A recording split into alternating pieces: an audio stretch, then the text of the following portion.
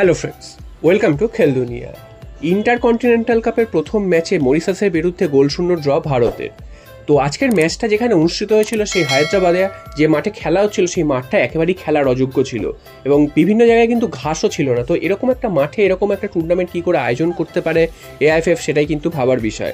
এখানে কিন্তু অন্য প্লেয়ারদের চোটও লেগে যাওয়ার একটা সম্ভাবনা ছিল। তো ম্যাচে কিন্তু ভারতের প্রথম রোকার আন্ডারে ম্যাচ, তো সেই ম্যাচে কিন্তু ভারত গোলশূন্য ড্র করলো। তো ম্যাচে পাস খেলেছে, শট মেরেছে, সবই করেছে, তবে গোলটা কিন্তু করতে পারেনি। তো গোল করার লোকের অভাব। সুনীল ছেত্রী অবসর নেওয়ার পর যে গোল করার লোকের খোঁজ চলছিল সেই খোঁজ কিন্তু এখনও পাওয়া যায়নি, অর্থাৎ ভারতের হয়ে কেউ গোল আজকে করতে পারেনি। এবং প্রথম ম্যাচ আজকের ম্যানুয়াল মার্কোস রোকার, তো তাকে দোষ দিয়ে লাভ নেই, তিনি কিন্তু সেভাবে প্র্যাকটিস সেশনও পাননি।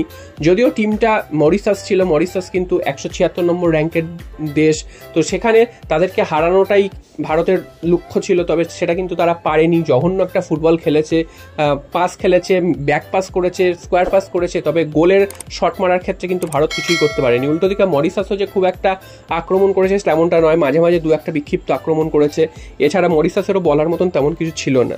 তবে ভারত যেহেতু র্যাঙ্কিং অনেকটা এগিয়ে, তাই আশা করা গিয়েছিল যে ভারত যাতে আজকে জিততে পারে, সেটাই কিন্তু সবাই আশা করেছিল। তবে শেষ পর্যন্ত গোলশূন্য ড্র হয়েছে এবং এর পরের ম্যাচ সিরিয়ার বিরুদ্ধে 9 তারিখ, তো সেই ম্যাচের পরই বোঝা যাবে ভারত ফাইনাল খেলবে কি খেলবে না।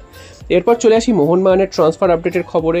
গতকালই তোমাদের জানিয়েছিলাম প্রীতম কোটালের আসার সম্ভাবনা প্রবল হয়ে উঠেছে মোহনবাগানে, এবং প্রীতম কোটাল যেহেতু কেরালা ছেড়ে আসছেন, তার বদলে মোহনবাগান থেকে একজন প্লেয়ারকে দিতে হবে কেরালাকে। তো কে যাবেন না, দীপক টাংরি, এই নামটা কালকে ভেসে উঠেছিল।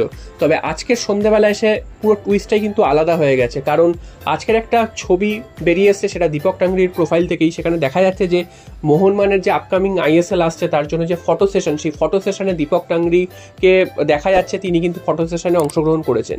তো যেই প্লেয়ারকে মোহনবাগান ছেড়ে দেবে সেই প্লেয়ারকে নিশ্চয়ই ফটো সেশনে রাখবে না। তো এখানেই কিন্তু কাহানি মে টুইস্ট চলে আসছে, কারণ আমরা জানতাম যে মোহনবাগান কিন্তু কোনো প্লেয়ারকে ছাড়তে চাইছে না। তবে শেষ মুহূর্তে এসে যখন ট্রান্সফার উইন্ডো ক্লোজ হয়ে গেছে এবং আর কিন্তু প্লেয়ার নামার কোনো অপশন নেই, তখন কিন্তু অনেকটা বাধ্য হয়ে মোহনবাগানকে সেই পথে হাঁটতে হয়েছিল যে সোয়াপ ডিলের মাধ্যমে যাতে নিয়ে আসতে পারে। তো সোয়াপ ডিল তো ওইভাবে হবে না, যেহেতু ট্রান্সফার উইন্ডো ক্লোজ হয়ে গেছে, তাই দুপক্ষকেই প্রথমে প্লেয়ারকে রিলিজ করে দিতে হবে, ফ্রি প্লেয়ার করে দিতে হবে, তারপর দুটো দল কিন্তু দুটো প্লেয়ারকে সই করিয়ে নেবে। তো তেমনটাই কিন্তু শোনা যাচ্ছিল। তবে আজকের যে এই ছবিটা উঠে আসছে, এই ছবিটা উঠে আসার পর কিন্তু অনেকটাই কিন্তু গল্প পরিবর্তন হয়ে গেল। তো এখন প্রশ্ন আসছে, আদৌ কি কোনো ট্রান্সফার হতে চলেছে? তো এটা কিন্তু দেখতে হবে। মোহনবাগানের ডিফেন্সে একজন ইন্ডিয়ান সেন্ট্রাল ব্যাকের প্রচণ্ড অভাব, যার ফল কিন্তু ডুরান্ড কাপে মোহনবাগান বারবার পেয়েছে, এবং আইএসএল শুরু হতে কিন্তু বেশি দিন বাকি নেই। তো সেখানে যদি একজন ভালো মানের ইন্ডিয়ান ডিফেন্ডার যদি না নিতে পারে, সেক্ষেত্রে আইএসএল এর প্রচণ্ড সমস্যায় পড়বে মোহনবাগান। এবং সেখানে কিন্তু বিদেশিদের কিভাবে খেলাবে, দুটো সেন্ট্রাল ব্যাকে যদি বিদেশি খেলিয়ে ফেলে, তাহলে তো মোহনবাগানের হাতে সে অর্থ অপশান থাকবে না। তো তাই জন্য মোহনবাগানকে কিন্তু চেষ্টা করতে হবে যেভাবেই হোক ডিফেন্ডার নিয়ে আসা। তো এখন প্রশ্ন হচ্ছে, তাহলে কি দীপক টাংরির বদলে অন্য কোনো প্লেয়ারকে মোহনবাগান ছাড়বে? সেটা অভিষেক সূর্যবংশীও হতে পারে, কারণ অভিষেক সূর্যবংশীকে নেওয়ার জন্য কেরালা ব্লাস্টার্স প্রথমে ঝাঁপিয়েছিল। তো মোহনবাগান প্রথমে অভিষেক সূর্যবংশীকে দিতে রাজি একদমই ছিল না। তো রিসেন্ট পারফরমেন্সে কিন্তু অভিষেক সূর্যবংশী একদমই ভালো খেলতে পারেনি, সেটা কলকাতা লিগ হোক বা ডুরান্ড কাপে হোক। তো সেখান থেকে মনে হচ্ছে তাহলে কি অভিষেক সূর্যবংশীর যাওয়ার সম্ভাবনাটাই বেশি, কারণ প্রীতম কোটাল মোটামুটি আসছেন এরকম কিন্তু একটা খবর চলে এসছে, এবং যখন তখন কিন্তু সেই অফিসিয়াল কনফার্মেশনটা চলে আসবে। তো যেহেতু এই শেষ মুহূর্তে এসে দীপক টাংরির ঘটনাটাই ঘটলো এবং এরকম ফটো সেশনে তিনি হাজির হয়েছেন, তাই জন্য এখন অনেকেই মনে করছে হয়তো অভিষেক সূর্যবংশী তাহলে সেক্ষেত্রে মোহনবাগান ছেড়ে কেরালায় যাবে এবং কেরালা থেকে প্রীতম কোটাল আসবে। তো তোমাদের কি মনে হয়, দীপক টাংরি যাওয়ার সম্ভাবনা কি আছে?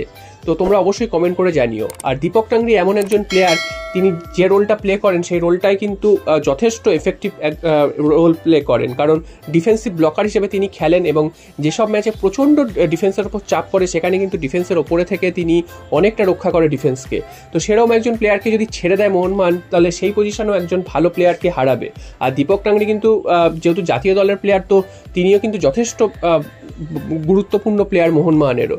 তো সেই পজিশনে কিন্তু ভারতীয় প্লেয়ার বলতে আর সে অর্থে কেউ ছিল না, একমাত্র গ্লেন মার্টিন্স। তো গ্লেন মার্টিন্সের পারফরমেন্সও তোমরা জানো যে তথই বছর, তো তার ওপর ভরসা করাও যাবে না। তো সেক্ষেত্রে দীপক টাংরিকে ছাড়া নিয়ে মোহনবাগান সমর্থকদের মধ্যেও কিন্তু একটা হাউতাস শুরু হয়েছিল যে প্রীতম কোটালকে দরকার বা ডিফেন্সে একজন প্লেয়ার দরকার ঠিকই, তো তার বদলে দীপক টাংরিকে ছাড়ার কোনো মানেই হয় না। তিনি অনেক সময় সাবস্টিটিউট হিসেবে নেমেও মোহনবাগানকে অনেক ম্যাচে কিন্তু বাঁচাতে পারেন বা অনেক সময় মোহনবাগানের ডিফেন্সের ওপরে তিনি হাল ধরতে পারেন। তো সেদিক থেকে দেখতে গেলে দীপক টাংরির গুরুত্ব কিন্তু মোহনবাগান দলে রয়েছে। তবে অভিষেক সূর্যবংশীর বর্তমানে যা পারফরমেন্স এবং তার পজিশনে যত প্লেয়ার রয়েছে তাতে কিন্তু অভিষেক সূর্যবংশীর যাওয়ার সম্ভাবনাটা অনেকটাই বেশি। তবে এখনও অবধি কোনো কিছু কনফার্ম হয়নি, বা কনফার্ম হলেও এখনও অবধি কিন্তু এতটাই কনফিডেন্সিয়াল রয়েছে সেটা কিন্তু বাইরে আসেনি। তো দেখা যাক শেষ পর্যন্ত কি হয়, দীপক টাংরি না অভিষেক সূর্যবংশী কাকে মোহনবাগান ছাড়তে হয়। তো দীপক টাংরি যেহেতু এই ফটো সেশনের কাণ্ডটা ঘটেছে, তারপরে কিন্তু মনে হচ্ছে না দীপক টাংরির আর মোহনবাগান ছাড়ার কোনো সম্ভাবনা আছে।